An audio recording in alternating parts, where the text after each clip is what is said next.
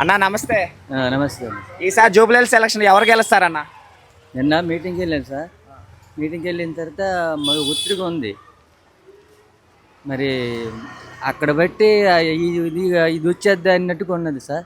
ఇక నాయన మీటింగ్ పెట్టినప్పుడు ఎలాగ ఉండదు తెలియదు. జనాలు బట్టి వస్తుంది అనుకుంటాను జనాలు అంతే. అంటే చాలా మంది నవీన్ యాదవ్ గెలుస్తారు అని అంటున్నారు. ఏం సార్ తొలిసారి 2 సార్లు వేయాలి కదా, మళ్ళీ సరే వేయాలని కొంతమంది ప్రేమ ఉంటుంది.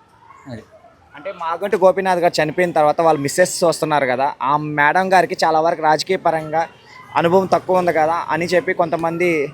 అలాగేం లేదే, ఆయన చనిపోయాడు కాబట్టి ఆయన సానుభూతిగా వేయచ్చు. సానుభూతి పడతాయి. పడతాయి గ్యారెంటీ. అండ్ తర్వాత